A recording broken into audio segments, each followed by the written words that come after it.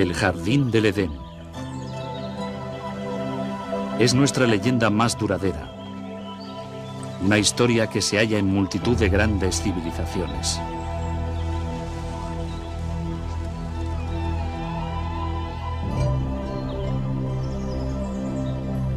Una historia de seducción.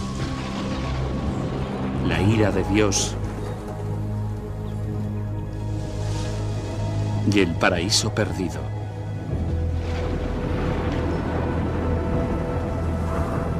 ¿Pero es tan solo una fábula? ¿Existe alguna evidencia que demuestre la veracidad de las grandes historias de la Biblia? ¿Existió un lugar como el Edén?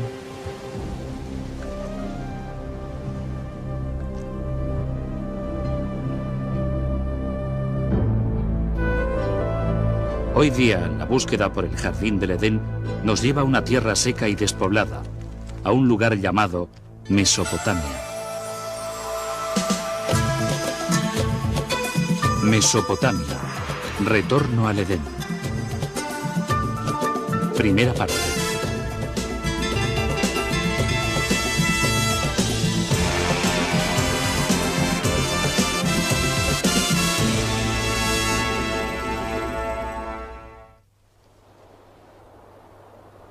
Aquí se sembraron las primeras semillas de la civilización humana. Aquí florecieron tres de las civilizaciones más importantes del mundo antiguo: Babilonia, Asiria y Sumeria. Entre sus ruinas, los creyentes han buscado durante largo tiempo las respuestas a las incógnitas más profundas de la Biblia, mientras los arqueólogos han recorrido estas tierras en busca de los orígenes históricos de la fe.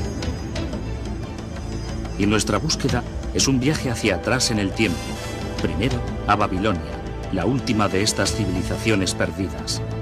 Después, más lejos en la historia, a los asirios, feroces maestros del arte de la guerra.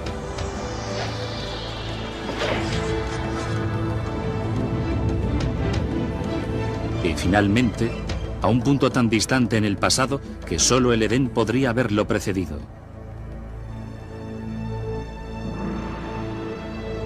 A Sumeria y la creación de la propia civilización humana.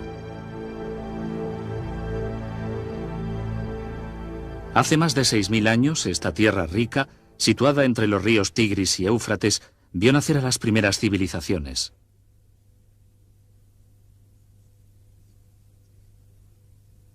Los griegos lo llamaron Mesopotamia. Nosotros lo llamamos Irak. Destapando las capas de historia que se encuentran aquí, podemos descubrir los orígenes de nuestras leyendas más antiguas y viajar hasta las raíces más profundas de la fe. Nuestro viaje empieza por el lado oeste de Mesopotamia, en Israel. Un descubrimiento casual en 1947 centró la atención del mundo entero en la arqueología y en la Biblia. Dos pastores beduinos pasean con sus cabras por los precipicios de Qumrún, a unos pocos kilómetros de Jerusalén. En el desierto seco y soleado, advierten una cueva pequeña, escondida en una pendiente rocosa. Intrigado, uno comienza a trepar. No es inusual encontrar artefactos antiguos y valiosos por estos barrancos.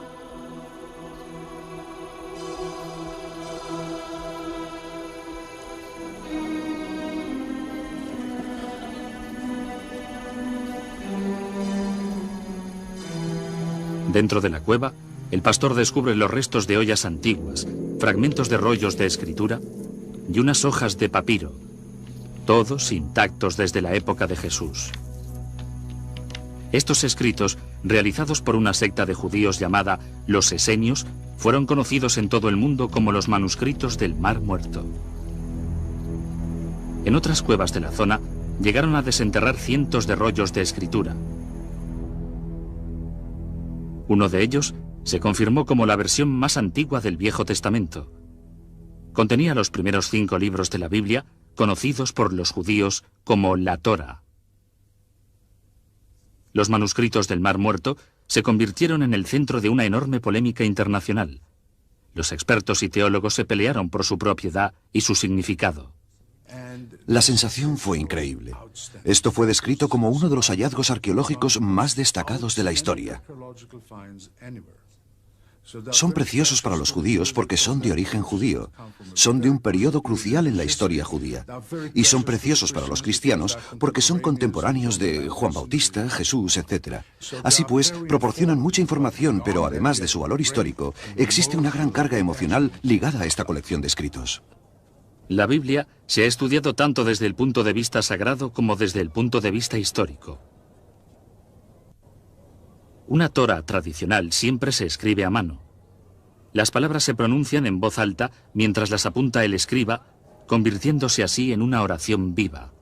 Cada Torá se considera sagrada desde el principio de su realización.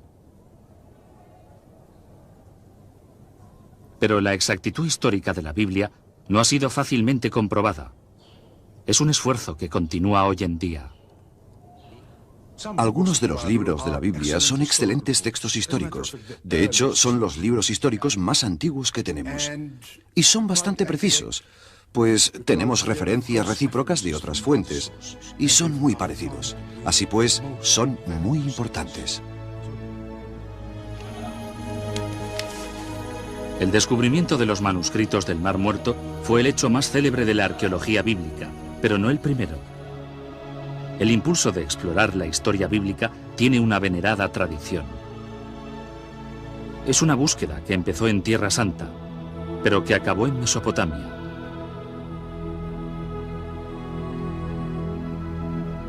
A lo largo de la historia, los cruzados, místicos y creyentes se han sentido atraídos por los sitios donde tuvieron lugar las historias de la Biblia. Pero con la llegada del siglo XIX, una nueva especie de peregrino pretendió fortalecer su fe a través de la nueva ciencia llamada arqueología. Seguramente, si comprobara la veracidad de la historia bíblica, podría confirmar su fe firmemente. El primer objetivo de los arqueólogos bíblicos era localizar los sitios destacadamente mencionados en las narraciones bíblicas y comprobar si se podía hallar algún rastro de esas historias. Utilizaban la alfarería en las antiguas murallas de las ciudades y las antiguas armas como ilustraciones de los cuentos bíblicos que habían aprendido cuando niños.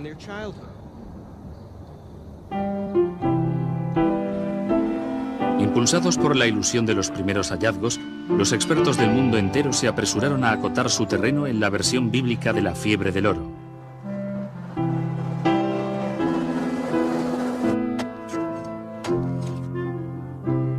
Los arqueólogos británicos, alemanes y franceses invadieron Tierra Santa a modo de competición.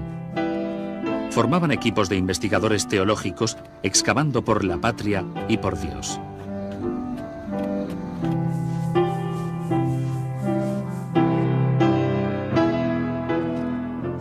En Tierra Santa, el prestigio de cada uno de los países europeos se medía por la magnitud de los descubrimientos bíblicos que desenterraban.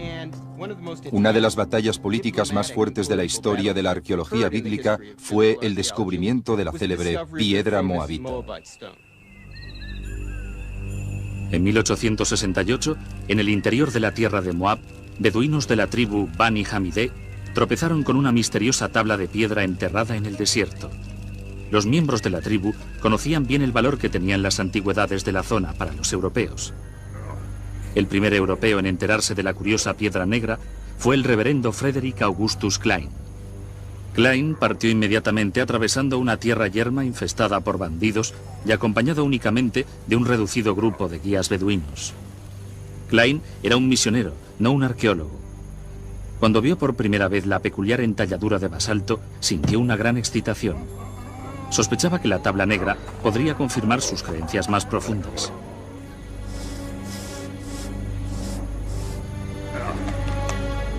Klein examinó la piedra e hizo una ruda impresión de la inscripción. Estaba escrita en una lengua que Klein desconocía. De vuelta a Jerusalén, Klein buscó ayuda para descifrar el lenguaje de la piedra. A medida que se conocía la noticia, se rumoreaba en las calles y bazares la idea de un gran descubrimiento. La escritura en la piedra se aceptó como el relato de una batalla también descrita en la Biblia escrito por un rey de Moab. Por primera vez los europeos tenían una evidencia escrita, grabada en piedra, de un relato bíblico. Existían dos fuentes que describían el mismo suceso. Para los creyentes, la piedra constituyó la prueba tan buscada, un testimonio palpable de la precisión histórica de la Biblia. Muchos intentaron comprar la piedra, pero los beduinos tenían muchos motivos para ser desconfiados. En varias ocasiones habían sido engañados y robados por los buscatesoros europeos. Bajo la suposición de que una cosa tan preciada por los europeos tenía que contener oro, echaron la piedra dentro de una hoguera en un intento de romperla. Vertieron repetidamente agua sobre la tierra caliente hasta que estalló. No encontraron ningún rastro de oro y la piedra quedó destrozada. La primera comprobación arqueológica de un relato bíblico, la primera prueba corroborativa, se despedazó.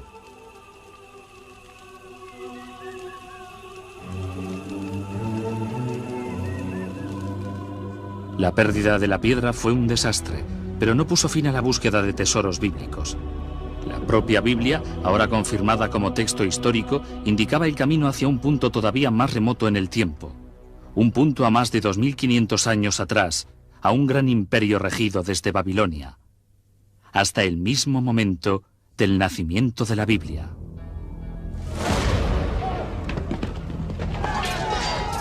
Es el año 586 a.C. Los ejércitos de Nabucodonosor, el rey de Babilonia, invaden Jerusalén con una furia sin precedentes. Faltan casi 6 siglos para que nazca Jesucristo. Los romanos ni siquiera han soñado en su imperio. La ascensión de la estrella feroz de Babilonia es un capítulo oscuro en la historia de los judíos. La Biblia describe el ataque de los babilónicos. Se saquearon casas y se prendió fuego al templo del rey Salomón, quedando totalmente destruido. 10.000 presos israelitas, príncipes, soldados, artesanos y escribas, fueron trasladados encadenados a Babilonia. Los israelitas cruzaron más de 500 millas a través del desierto, siguiendo las antiguas rutas del comercio. Viajaron a través de la actual Jordania, Siria e Irak hacia Babilonia. En el Salmo 137, los israelitas se lamentan. Junto a los ríos de Babilonia, allí estábamos sentados y llorábamos al acordarnos de Sión. ¿Cómo habíamos de cantar el canto de Yahvé en tierra extraña? Agotados y abatidos, los israelitas entraron en Babilonia impresionados por su grandeza y caos. Raptados por la modesta ciudad de Jerusalén, contemplaron la majestuosa capital del mundo antiguo.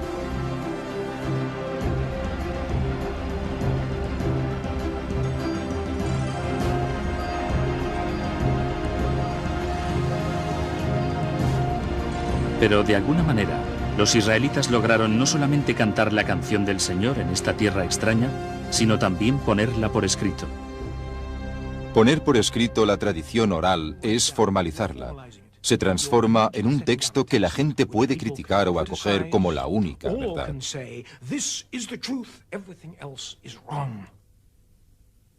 Yo creo que esta es la consecuencia más importante de la puesta por escrito de la Biblia. Hoy en día, las reconstruidas murallas que rodean Babilonia están estampadas con el nombre de Saddam Hussein. Pero hubo un tiempo en que estos ladrillos ostentaban otro nombre, el del rey Nabucodonosor. Era una tierra de muchos dioses e ídolos paganos, un escenario improbable para la creación de uno de los textos más sagrados del mundo. Sin embargo, la gran diversidad de Babilonia gestó el ambiente perfecto. Entraron en un entorno cosmopolita. Hasta los israelitas más educados y cultos tenían contacto directo con gente muy diversa. Los israelitas se encontraron en un crisol de razas y lenguas con dioses y espíritus. Se preguntaban en el libro del Apocalipsis, ¿qué hubo comparable a la gran ciudad? Sus mercaderías de oro y plata, de pedrería y de perlas, de clase de fieras impuras y detestables. Babilonia, la grande, la madre de las meretrices e idolatrías de la tierra.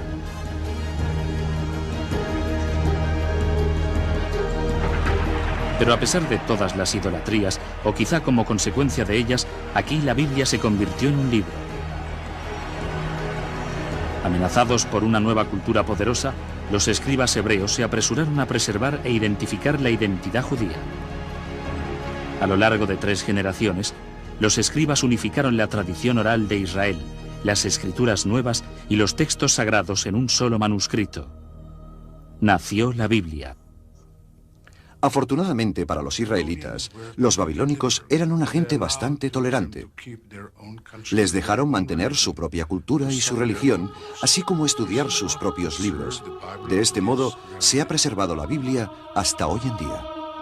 Pero durante el proceso de creación de la Biblia en su largo exilio, la cultura babilónica llegó a influir profundamente en el trabajo de los escribas israelitas.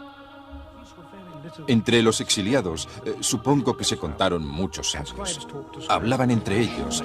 Estoy seguro que de esta manera se transmitía gran parte de la información.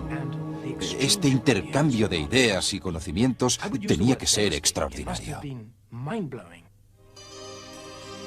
La Biblia llegó a rubricar cuentos y tradiciones de Babilonia y de civilizaciones de Mesopotamia todavía más antiguas. Los israelitas no podían ignorar la cultura floreciente ni los monumentos grandiosos de Babilonia. Sus templos estaban entre las estructuras más importantes del mundo antiguo. Los grandes edificios públicos, el paseo ceremonial, el palacio de Nabucodonosor con sus jardines colgantes de leyenda, las palmeras, el río. Al pasar por la puerta de Ishtar uno se sentía empequeñecido. Este era el efecto deseado. Una persona en Babilonia se encontraba ante la presencia de algo poderoso. Por todas partes había gente. Las callejuelas eran estrechas. Había paradas y más paradas de mercado, con los burros rebuznando, los grupos de gente caminando. Era una vida apretada, vivida de cerca, rebosante.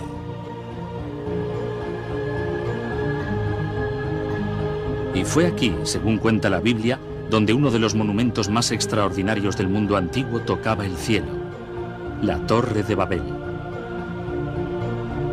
Durante generaciones, los aventureros y peregrinos esperaban que al hallar la famosa torre se confirmaría la veracidad de los relatos bíblicos. Un buscador fracasado escribió: Que no se atreva ningún hombre a acercarse a la torre, pues es un desierto, poblado de dragones y serpientes enormes y lleno de diversas bestias venenosas. Los peregrinos medievales pensaban que habían encontrado la torre, este minarete en el norte de Irak.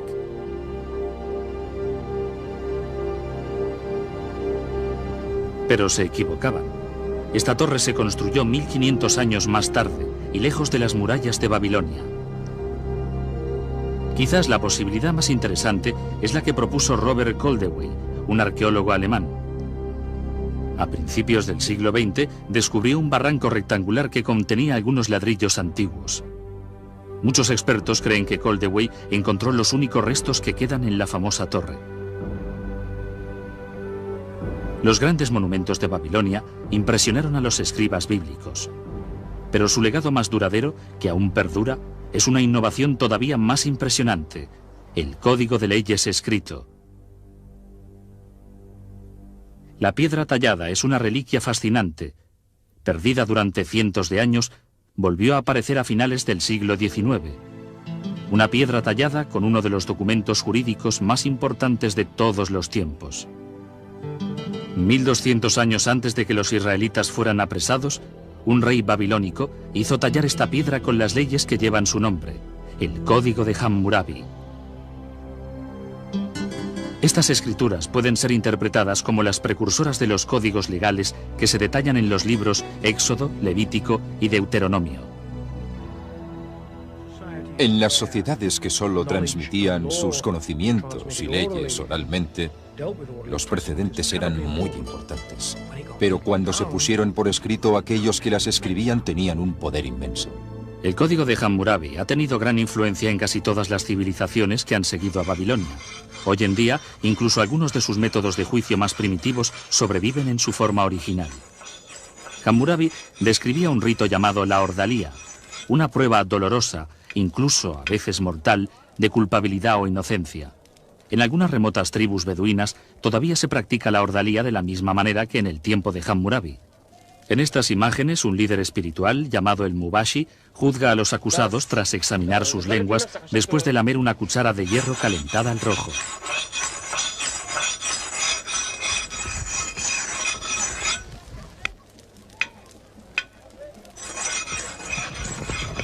Estos hombres han sido acusados de robo. Se tienen que someter a la ordalía o, por defecto, ser declarados culpables. Los familiares miran ansiosamente mientras los jóvenes se preparan para el doloroso rito.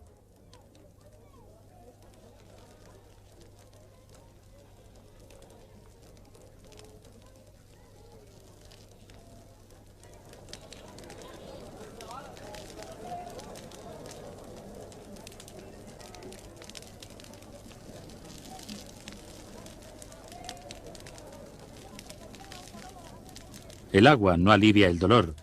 Lo que se pretende es purificar al bebedor y prepararlo para el juicio.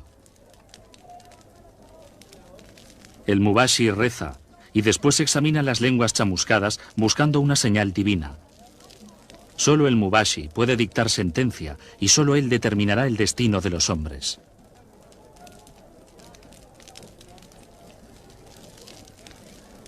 Finalmente, el veredicto. Uno de los hombres es hallado inocente, lo que alivia grandemente a su familia. El otro no es tan afortunado. Declarado culpable, será castigado por su crimen. La ordalía es, en el mundo moderno, una herencia de Hammurabi. Pero las leyes de Hammurabi alcanzaban el presente de manera más directa aún, a través de la Biblia. No robarás. No desearás a la mujer de tu prójimo.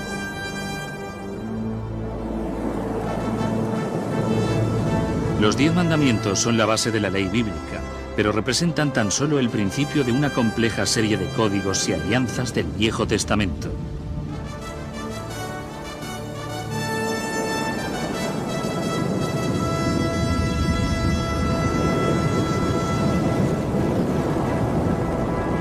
Y en estas leyes se oye la voz de Hammurabi claramente. Hammurabi estableció las leyes, aunque no innovó demasiado. Simplemente puso por escrito las leyes que habían funcionado durante cientos de años.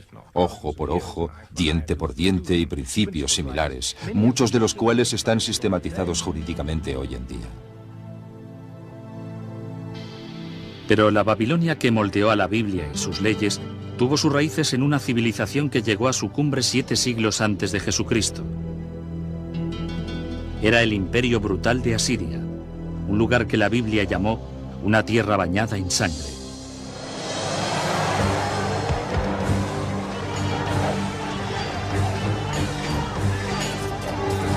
De los ejércitos de Mesopotamia que arrasaron el mundo antiguo, el más letal fue el de los asirios. En la Biblia, los asirios son la última manifestación de tiranía sangrienta y opresión más despiadada.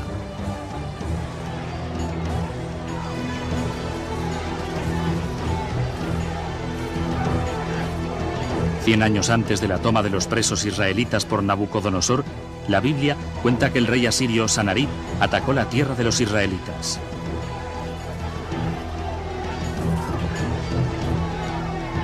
En el segundo libro de los Reyes, los israelitas se lamentan. Mirad lo que han hecho los asirios con nuestras tierras, están totalmente devastadas.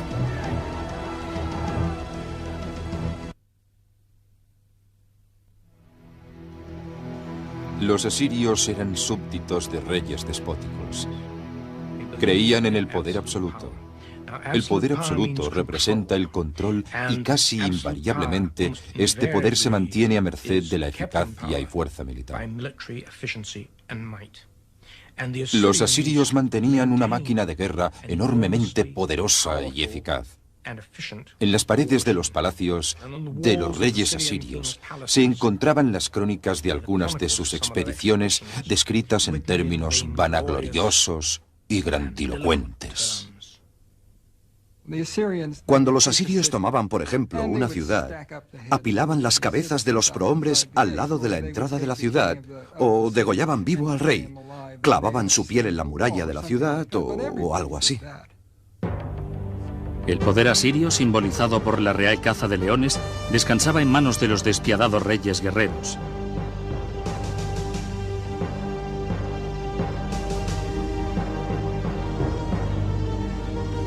Incluso la Biblia muestra su admiración. El asirio. Cuantos estaban a su sombra entre las naciones y auxiliares. Cuando la ciudad de Roma se encontraba en su infancia, Asiria era el imperio más grande del mundo. Durante más de 1000 años, los detalles sobre la civilización asiria eran escasos. Ni siquiera se conocía su gran capital, Nínive. Pero en 1852, estas ruinas fueron exploradas por el arqueólogo británico Austin Henry Layard. Lo que Layard encontró aquí, en el norte de Irak, era el Palacio Real de Nínive, un tesoro impecable de la civilización asiria. Perforando la tierra como un minero, Layard descubrió grandes toros alados y espectaculares obras de arte escondidas a la vista durante un milenio. Este descubrimiento asombró al mundo entero. Nínive suponía el hallazgo de otra ciudad bíblica, otra confirmación de la exactitud histórica de la Biblia. Pero el descubrimiento más trascendental de Layard fue la gran biblioteca de Nínive. Una colección extraordinaria de 22.000 tablas de barro, labradas con la escritura cuneiforme de los asirios. Bueno, quiero decir que la única comunicación con la gente del mundo antiguo es lo que dejaron en sus escrituras. De esta manera podemos saber lo que comían, cómo eran sus relaciones familiares, su política y cómo interpretaban la religión. Los detalles de la vida cotidiana de los asirios revelan una sociedad patriarcal, un mundo en que los plebeyos y especialmente las mujeres ocupaban un bajo nivel social. Muy joven, cada mujer asiria, antes de casarse, iba al templo de Ishtar y se sentaba en los escalones. Esperaba hasta que algún hombre dejara caer una moneda en la falda de su vestido. Entonces se adentraba en el templo con él, obligada a rendirse ante sus deseos. Pero en este mundo despótico existía una cierta justicia. En el matrimonio, hasta una esposa tenía ciertos derechos. En su contrato de matrimonio, una mujer podía estipular que su marido no tuviera otras mujeres. También podía estipular que él tuviera las prostitutas que le diera la gana, pero ninguna mujer más. Pero si las mujeres asirias de a pie tenían un estado social limitado, unos descubrimientos recientes revelan que las reinas asirias disfrutaban de grandes privilegios. En 1989, un hallazgo asombroso tuvo lugar en el Palacio Antiguo de Nemrod, en el norte de Irak. Los expertos lo consideraron el descubrimiento más importante desde la tumba del faraón Tutankamón, el tesoro de Nemrod. Mientras limpiábamos algunas de sus habitaciones, descubrimos las indicaciones de unas bóvedas subterráneas. Lo sacamos todo y al examinarlo nos dimos cuenta de que teníamos los restos mortales de al menos 2 reinas. Unas pulseras de oro puro todavía adornaban sus huesos. Un tesoro real sepultado más de 2000 años atrás. Estas imágenes extraordinarias, tomadas por unos arqueólogos de Irak, sirven de archivo de estos hallazgos impresionantes. Por primera vez, la tumba de una reina asiria había sido descubierta intacta. El sepulcro real todavía llevaba una maldición para proteger a sus ocupantes. Si alguien me saca de mi tumba, que su alma vague sedienta bajo los crueles rayos del sol, y que inflijan su cadáver y espíritu con malestar eterno los grandes dioses del infierno. Ignorando la maldición, los arqueólogos excavaron más de 57 kilogramos de joyas hermosas, copas de cristal y grabados exquisitos. Los antiguos asirios eran maestros orfebres, pero la importancia de este tesoro excede mucho a su valor en oro. Cuando morían, las reinas asirias eran obsequiadas con abundantes joyas, pero en vida eran los reyes quienes forjaban la historia. Eran reyes con gusto por los imperios.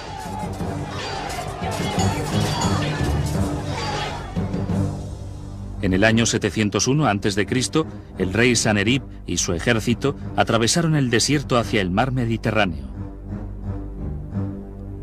Los bravos asirios se empeñaron en conquistar todo lo que encontraron en su camino: las ciudades de Judá, incluso Jerusalén, y su rey desafiante, Hezequía. Los asirios conquistaron muchas fortalezas, pero la destrucción brutal de la ciudad de Laquish es descrita en los archivos de la historia y también por la Biblia. El cerco de Laquish es un ejemplo perfecto de cómo el ejército asirio se comportaba en sus conquistas. Llegaban a una ciudad, la rodeaban, la conquistaban y se apresaba a sus habitantes como esclavos si no eran ejecutados, hombres, mujeres y niños. Su táctica era muy sencilla, era una conquista rápida, sistemática, eficaz y brutal. En los relieves de las murallas de los palacios asirios se ven las escenas de los cercos. Se ven los soldados moviendo tierra para hacer barreras, con los escudos protegiéndolos de lo que se tiraba desde arriba. Pero los cercados no tenían ni siquiera la más remota esperanza. Todos esos tipos eran soldados profesionales, formaban una máquina. Desde la capital, Jerusalén, el rey Hezequía sabía que un ataque asirio era inevitable. Se apresuró a fortificar la ciudad y mandó excavar un acueducto subterráneo en un intento desesperado por proteger el suministro de agua en la ciudad en caso de un cerco. El plan de Hezequía funcionó. La Biblia nos cuenta que Dios salvó a Jerusalén y el rey asirio volvió avergonzado a su tierra. La versión del conflicto que escribió Sanerib se halló en un prisma de barro desenterrado en Nínive. Coincide con la historia bíblica hasta en los pormenores más rigurosos, aunque su punto de vista es radicalmente diferente. Sanerib dice: pero en cuanto a Hezequían, el judío que no se arrodilló a mi yugo, me acerqué y conquisté 46 de sus poblaciones fortificadas. El terrible resplandor de mi señorío le aplastó. Bueno, las dos historias se cuentan desde puntos de vista contrarios, pero están de acuerdo. Si tuviéramos que contar lo que nos ha pasado, usted lo contaría de una manera y yo de otra. Tenemos la historia de la invasión de Judea por Sanerib. Cada versión trata el mismo evento histórico sin ninguna contradicción. Claro que la única contradicción está en la explicación de la derrota de Sanerib. En la versión de Sanerib, Hezequía está encerrado en Jerusalén como un pájaro enjaulado, pero en la Biblia los ejércitos asirios fueron repelidos por las murallas de Jerusalén. Es quizás el primer ejemplo de censura selectiva. El Dios de los israelitas tiene la última palabra: derribaré al asirio en mi tierra. Por la voz de Yahvé, los asirios serán derrotados. Isaías capítulo 6. La Biblia cuenta que Dios destrozó Nínive, el trono de los poderosos reyes asirios. Pero esta no fue la primera aniquilación. Mucho antes, Yahvé había arrasado una civilización entera. No se menciona su nombre ni siquiera una sola vez en la Biblia, pero se llamaban sumerios y fueron los primeros en contar la historia de una gran inundación. Es una de las historias bíblicas más familiares, la saga del Arca de Noé. Un Dios furioso, un barco de madera, un diluvio. Es la historia de Noé y su familia escapando en el arca con cada especie de animal y sobreviviendo al castigo de la inundación mientras la humanidad es destrozada. Es un cuento primordial, removiendo nuestros temores y esperanzas más profundos. Es un cuento que se halla en la Biblia, pero también en otro texto antiguo, un texto descubierto en las ruinas de Sumeria. A principios de este siglo, se tradujeron algunas tablas encontradas en Mesopotamia. Revelaron la leyenda más antigua de un diluvio catastrófico. La primera epopeya escrita del mundo es el relato del rey mítico Gilgamesh. Este cuento de una inundación desastrosa precede a la versión bíblica al menos en 2000 años. Durante 7 días y 7 noches, el diluvio barrió la tierra. La gran arca fue desplazada de un lado a otro por los ventarrones. En la versión de Gilgamesh, el arca se encalla contra una montaña. El marinero suelta pájaros, así que el relato tiene un fin misteriosamente similar al de la Biblia. Es un cuento fabuloso. Hace más de 5000 años, la historia de un gran diluvio se contó aquí por primera vez en las antiguas ciudades de Sumeria, Uruk, Gerido y Ur. En Sumeria encontramos los orígenes de casi todo aquello que marca la civilización. Ellos inventaron la rueda, el gobierno y la jardinería. Sumeria, la primera civilización de la Tierra. En una tierra sin piedra, los sumerios inventaron ladrillos de barro, como los que todavía se fabrican y se utilizan hoy en día. Y de estos sencillos bloques erigieron los primeros grandes monumentos, llamados zigurats, templos imponentes que alcanzaban gran altura. Los sumerios inventaron el minuto de 60 segundos e incluso el adolescente problemático. ¿A dónde has ido? No he ido a ningún sitio. Si no has ido a ningún sitio, ¿por qué pierdes el tiempo? Vete a la escuela, ponte ante tu profesor, recita tus deberes, escribe tu tablilla. ¿Lo has entendido? Nosotros conocemos de los sumerios sus inventos sorprendentes y sus vidas cotidianas gracias a su innovación más impresionante, la escritura. Conocemos sus leyendas antiguas y sus secretos íntimos porque alguien los puso por escrito. Era algo que nadie había hecho antes. Es una ventana, pero una ventana compuesta de muchos cristales, algunos de los cuales son transparentes y otros no. Nos falta mucho más de lo que tenemos, aunque en algunos casos lo que hay es espectacular. Siempre hemos de tener presente que hay partes de la vida cotidiana que nunca podremos ver porque corresponden a gente de escasa importancia para aquellos que escribían las tablillas. Hace 5000 años, un sumerio grabó sus historias en el barro, proporcionándonos una mirada al mundo en el nacimiento de la civilización. En cuanto a su personalidad, los sumerios eran en algunos aspectos muy parecidos a nosotros. Les importaba conocer a la gente, beber cerveza, etc. Y había varias colecciones de poesía que relatan los preparativos de una mujer para su amante, y cómo se viste y se lava y espera que llegue su amante. El centro de la civilización sumeria era la ciudad perdida de Ur, en un tiempo considerada el lugar de nacimiento de Abraham, el primero de los patriarcas de la Biblia. Es el paradigma de la ciudad bíblica en términos arqueológicos, porque allí se realizó una de las excavaciones más célebres de los años 20 y 30 por un extraordinario arqueólogo británico llamado Leonard Woolley. Una vez, un arqueólogo británico describió la arqueología como la ciencia de los desperdicios, y es verdad. Pero a mí me interesa el arqueólogo que puede dar vida a las piedras, huesos, ladrillos y ollas. Así era Leonard Woolley. Hacía de guía en una zona pequeña de Ur de Caldea, donde los cimientos de las casas estaban expuestos. Y mientras caminaba, hablaba de las vidas de la gente que vivían en estas casas, de los hornos, los umbrales, los techos bajos, los muebles. La ciudad de Ur, en las manos de Woolley, resucitaba. Woolley realizó una excavación enorme. Bajaba por la antigua ciudad que se volvía cada vez más pequeña. Hubo una gran capa de sedimento estéril. Se encontró con esta capa y se quedó allí perplejo, mirándola, preguntándose qué podía ser aquello.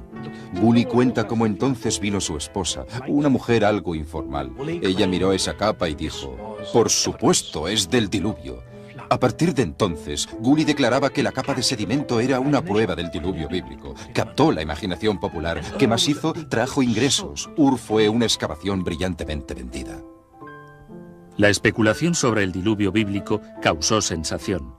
Aunque faltaban pruebas irrefutables, era como si la ciencia y la Biblia se hubiesen unido en el desierto desolado del sur de Irak. Luego, Woolley desenterró un tesoro indiscutible, un descubrimiento que proporcionó una perspectiva extraordinaria a las civilizaciones más antiguas, las tumbas reales de Ur. Mientras excavaba en el barro, Woolley desenterró 74 esqueletos bien ordenados, todos enterrados al mismo tiempo. El entierro contó la asombrosa historia del viaje final de un rey y los que le acompañaron a la vida futura. De este hallazgo, Gully desarrolló una tesis muy interesante de los entierros reales. La historia fue así. Primero excavaron una fosa grande, con una rampa que subía por un lado. En esta fosa, erigieron un sepulcro de piedra y colocaron el cadáver de la persona real dentro.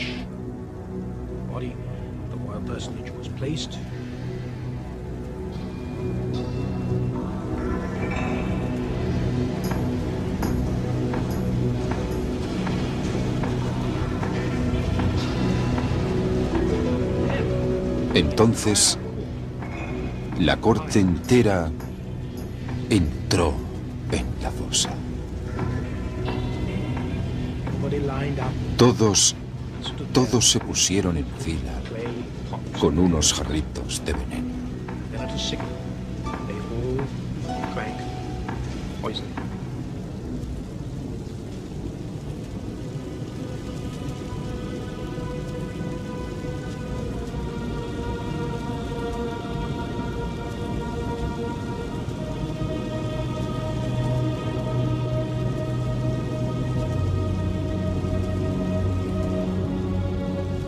Se tumbaron y murieron.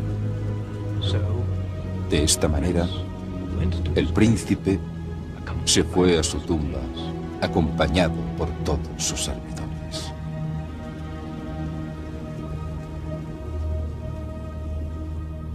Este se ha convertido en uno de los grandes descubrimientos. Es un gran relato de un entierro de la arqueología y historia antigua. El descubrimiento de las fosas en Ur constituyó un triunfo para la arqueología. Reveló secretos antiguos de la primera civilización. Pero la ciencia solo puede llevarnos hasta cierto punto. Donde las pistas acaban, la epopeya de Gilgamesh proporciona las huellas finales. Son las huellas que nos llevan hasta un jardín y un lugar que algunos llaman el paraíso.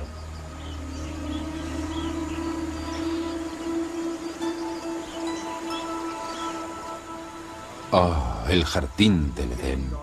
Al principio Dios creó el cielo y la tierra. Es un cuento familiar. De este tipo de mitos hay en casi todas las civilizaciones. Como también suele haber un mito de la búsqueda del paraíso. Es el deseo apremiante de un mundo mejor. Los jardines del Edén, el paraíso, es el deseo de la gente de tener una vida menos complicada. Una vida fácil o un premio por haber trabajado tanto. En la antigua epopeya sumeria de Gilgamesh, el paraíso se llama Dilmun. Es un lugar más allá del umbral de la morada humana normal. Así es como figura en la versión sumeria del mito del diluvio. Es allí donde el sobreviviente del diluvio se va a vivir. Y hay otros mitos que describen Dilmun como un lugar donde todo era perfecto. Dilmun figura en las leyendas de Mesopotamia como una especie. El jardín del Edén. Es nuestra leyenda más duradera. Una historia que se halla en multitud de grandes civilizaciones.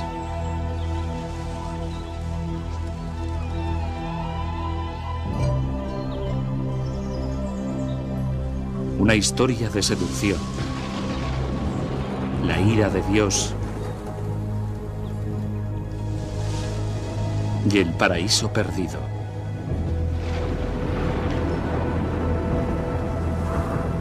¿Pero es tan solo una fábula? ¿Existe alguna evidencia que demuestre la veracidad de las grandes historias de la Biblia? ¿Existió un lugar como el Edén?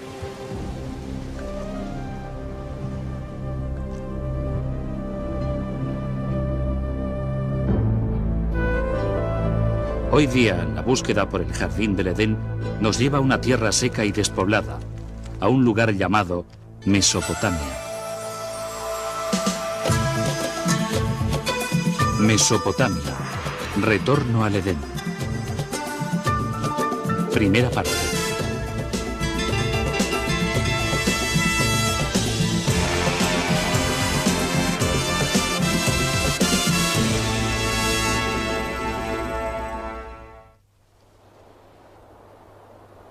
Aquí se sembraron las primeras semillas de la civilización humana.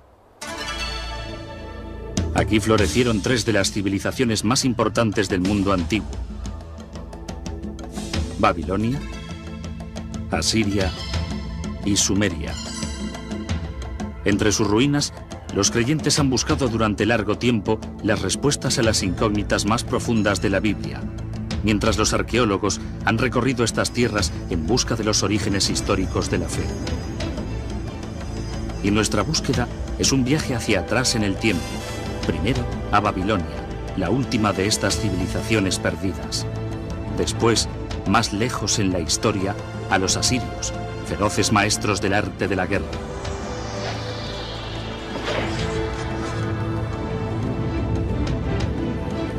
Y finalmente, a un punto tan distante en el pasado que expertos y teólogos se pelearon por su propiedad y su significado. La sensación fue increíble. Esto fue descrito como uno de los hallazgos arqueológicos más destacados de la historia. Son preciosos para los judíos porque son de origen judío. Son de un periodo crucial en la historia judía. Y son preciosos para los cristianos porque son contemporáneos de Juan Bautista, Jesús, etc. Así pues, proporcionan mucha información, pero además de su valor histórico, existe una gran carga emocional ligada a esta colección de escritos. La Biblia se ha estudiado tanto desde el punto de vista sagrado como desde el punto de vista histórico. Una Torá tradicional siempre se escribe a mano.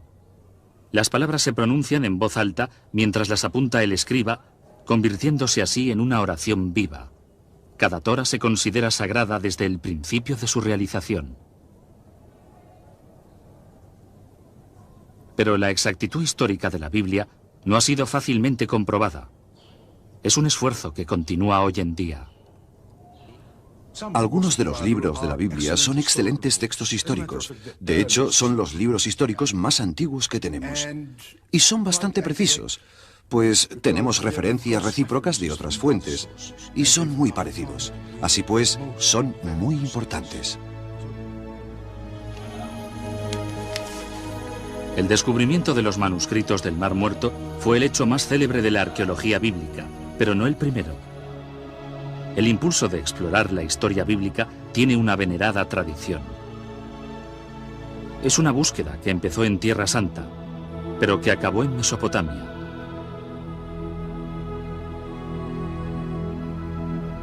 A lo largo de la historia, los cruzados, místicos y creyentes se han sentido atraídos por los sitios donde tuvieron lugar las historias de la Biblia.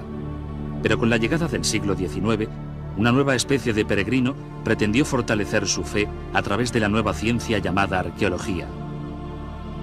Seguramente, si comprobara la veracidad de la historia bíblica, podría confirmar su fe firmemente. El primer objetivo de los arqueólogos bíblicos era localizar los sitios destacadamente mencionados en las narraciones bíblicas y comprobar si se podía hallar algún rastro de esas historias. Utilizaban la alfarería en las antiguas murallas de las ciudades y las antiguas armas como ilustraciones de los cuentos bíblicos que habían aprendido cuando niños.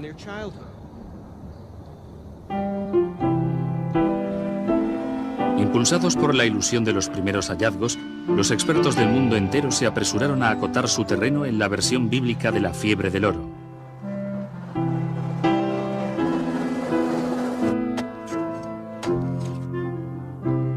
Los arqueólogos británicos, alemanes y franceses invadieron Tierra Santa a modo de competición.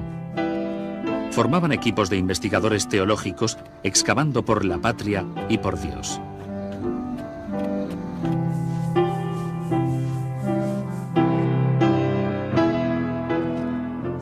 En Tierra Santa, el prestigio de cada uno de los países europeos se medía por la magnitud de los descubrimientos bíblicos que desenterraban.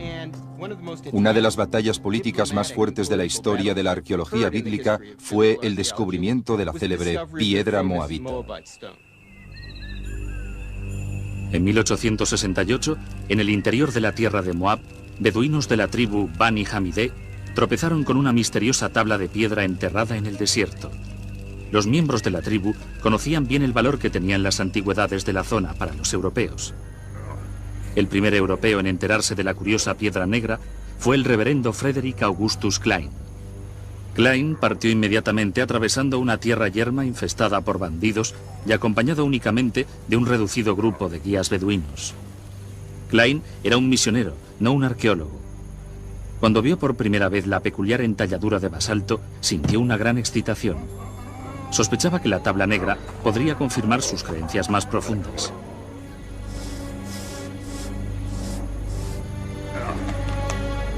Klein examinó la piedra e hizo una ruda impresión de la inscripción.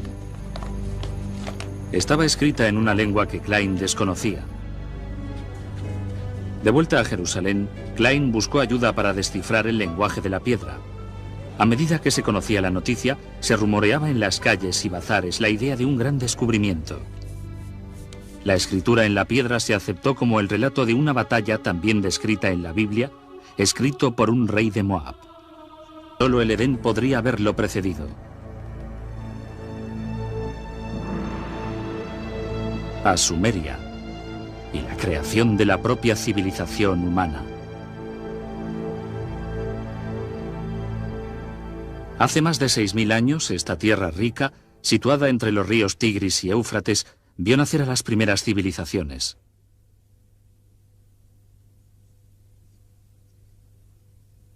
Los griegos lo llamaron Mesopotamia. Nosotros lo llamamos Irak. Destapando las capas de historia que se encuentran aquí, podemos descubrir los orígenes de nuestras leyendas más antiguas y viajar hasta las raíces más profundas de la fe. Nuestro viaje empieza por el lado oeste de Mesopotamia, en Israel. Un descubrimiento casual en 1947 centró la atención del mundo entero en la arqueología y en la Biblia.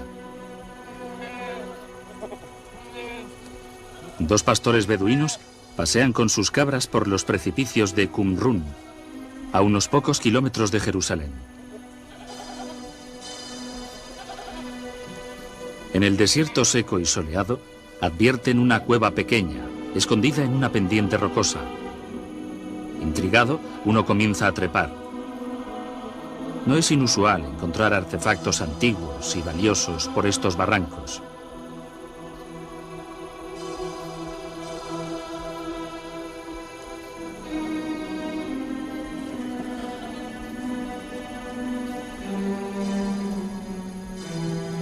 Dentro de la cueva, el pastor descubre los restos de ollas antiguas, fragmentos de rollos de escritura y unas hojas de papiro, todos intactos desde la época de Jesús.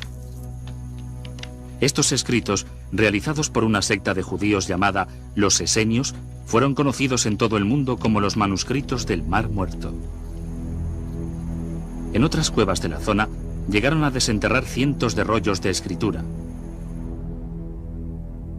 Uno de ellos se confirmó como la versión más antigua del Viejo Testamento. Contenía los primeros 5 libros de la Biblia, conocidos por los judíos como la Torá. Los manuscritos del Mar Muerto se convirtieron en el centro de una enorme polémica internacional. Por primera vez los europeos tenían una evidencia escrita, grabada en piedra, de un relato bíblico. Existían 2 fuentes que describían el mismo suceso. Para los creyentes, la piedra constituyó la prueba tan buscada, un testimonio palpable de la precisión histórica de la Biblia. Muchos intentaron comprar la piedra, pero los beduinos tenían muchos motivos para ser desconfiados. En varias ocasiones habían sido engañados y robados por los buscatesoros europeos. Bajo la suposición de que una cosa tan preciada por los europeos tenía que contener oro, echaron la piedra dentro de una hoguera en un intento de romperla. Vertieron repetidamente agua sobre la tierra caliente hasta que estalló.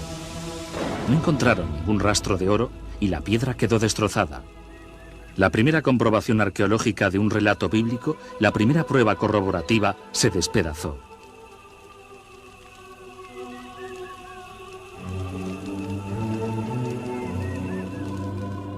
La pérdida de la piedra fue un desastre, pero no puso fin a la búsqueda de tesoros bíblicos. La propia Biblia, ahora confirmada como texto histórico, indicaba el camino hacia un punto todavía más remoto en el tiempo. Un punto a más de 2500 años atrás, a un gran imperio regido desde Babilonia. Hasta el mismo momento del nacimiento de la Biblia.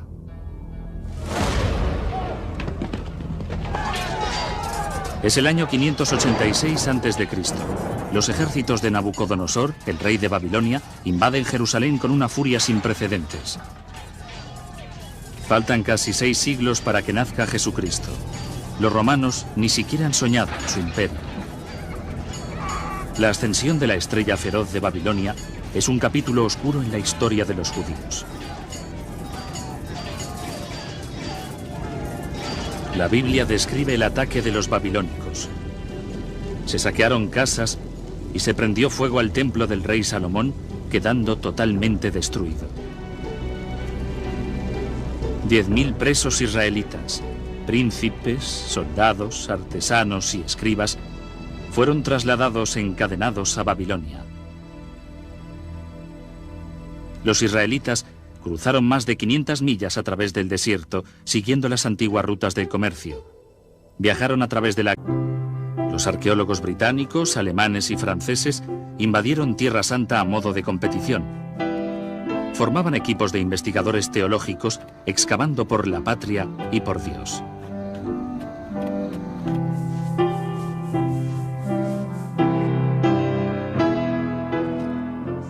En Tierra Santa, el prestigio de cada uno de los países europeos se medía por la magnitud de los descubrimientos bíblicos que desenterraban. Una de las batallas políticas más fuertes de la historia de la arqueología bíblica fue el descubrimiento de la célebre piedra moabita. En 1868, en el interior de la tierra de Moab, beduinos de la tribu Bani Hamidé tropezaron con una misteriosa tabla de piedra enterrada en el desierto. Los miembros de la tribu conocían bien el valor que tenían las antigüedades de la zona para los europeos. El primer europeo en enterarse de la curiosa piedra negra fue el reverendo Frederick Augustus Klein. Klein partió inmediatamente atravesando una tierra yerma infestada por bandidos y acompañado únicamente de un reducido grupo de guías beduinos. Klein era un misionero, no un arqueólogo. Cuando vio por primera vez la peculiar entalladura de basalto, sintió una gran excitación. Sospechaba que la tabla negra podría confirmar sus creencias más profundas.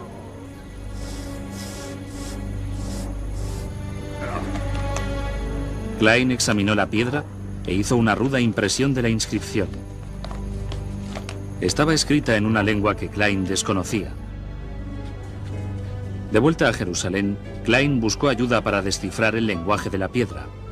A medida que se conocía la noticia, se rumoreaba en las calles y bazares la idea de un gran descubrimiento.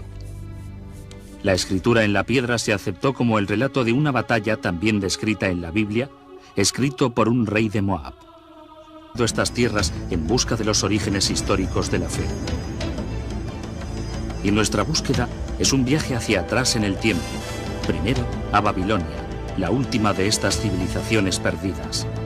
Después, más lejos en la historia, a los asirios, feroces maestros del arte de la guerra.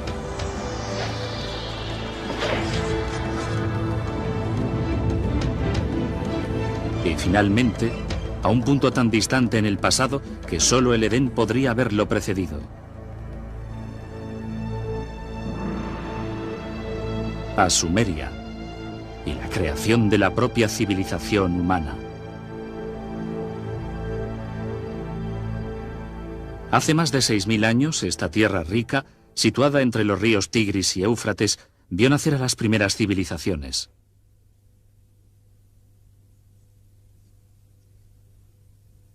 Los griegos lo llamaron Mesopotamia.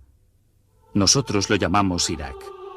Destapando las capas de historia que se encuentran aquí, podemos descubrir los orígenes de nuestras leyendas más antiguas y viajar hasta las raíces más profundas de la fe. Nuestro viaje empieza por el lado oeste de Mesopotamia, en Israel. Un descubrimiento casual en 1947 centró la atención del mundo entero en la arqueología y en la Biblia. Dos pastores beduinos pasean con sus cabras por los precipicios de Qumrun, a unos pocos kilómetros de Jerusalén. En el desierto seco y soleado, advierten una cueva pequeña, escondida en una pendiente rocosa. Intrigado, uno comienza a trepar. No es inusual encontrar artefactos antiguos y valiosos por estos barrancos.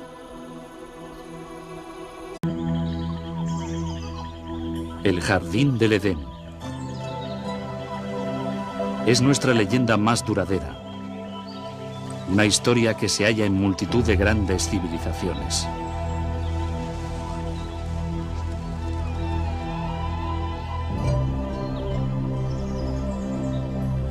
Una historia de seducción. La ira de Dios y el paraíso perdido.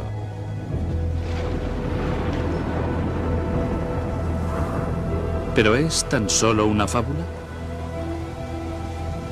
¿Existe alguna evidencia que demuestre la veracidad de las grandes historias de la Biblia? ¿Existió un lugar como el Edén?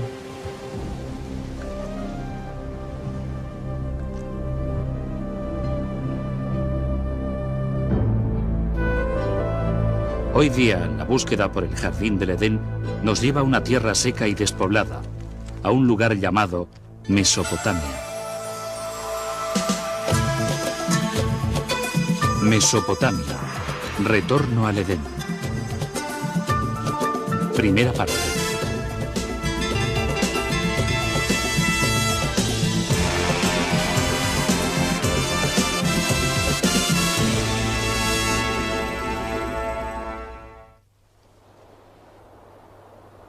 Aquí se sembraron las primeras semillas de la civilización humana. Aquí florecieron tres de las civilizaciones más importantes del mundo antiguo: Babilonia, Asiria y Sumeria. Entre sus ruinas, los creyentes han buscado durante largo tiempo las respuestas a las incógnitas más profundas de la Biblia, mientras los arqueólogos han recorrido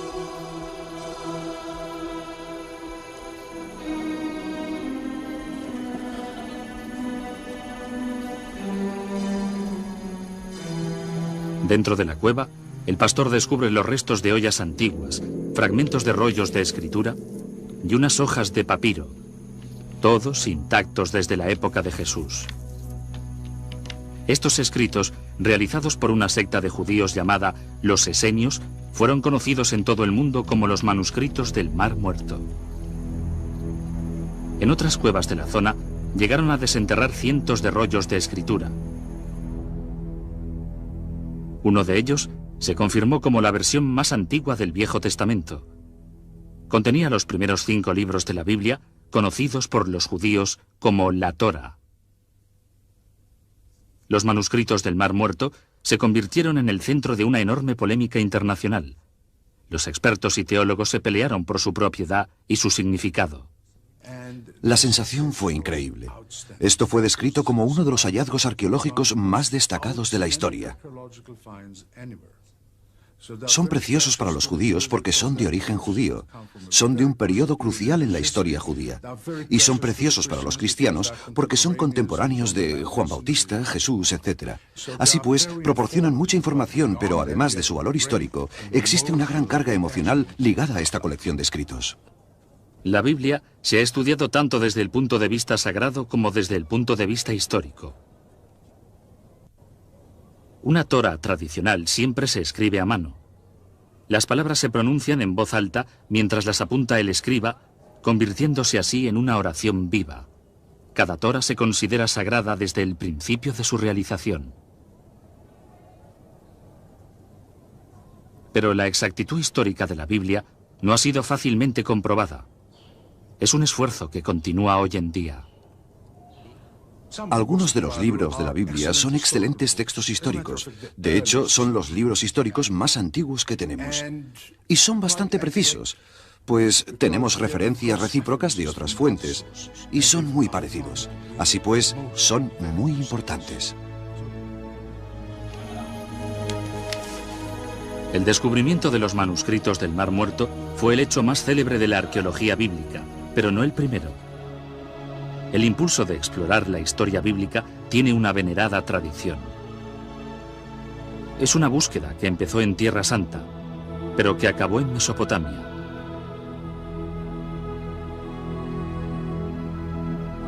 A lo largo de la historia, los cruzados, místicos y creyentes se han sentido atraídos por los sitios donde tuvieron lugar las historias de la Biblia.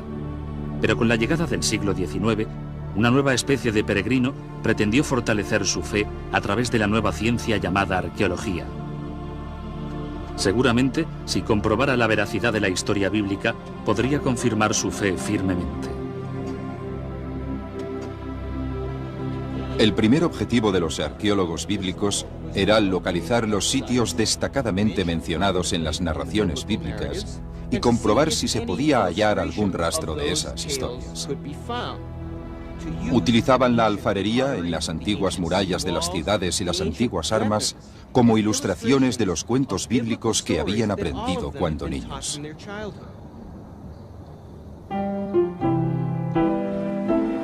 Impulsados por la ilusión de los primeros hallazgos, los expertos del mundo entero se apresuraron a acotar su terreno en la versión bíblica de la fiebre del oro.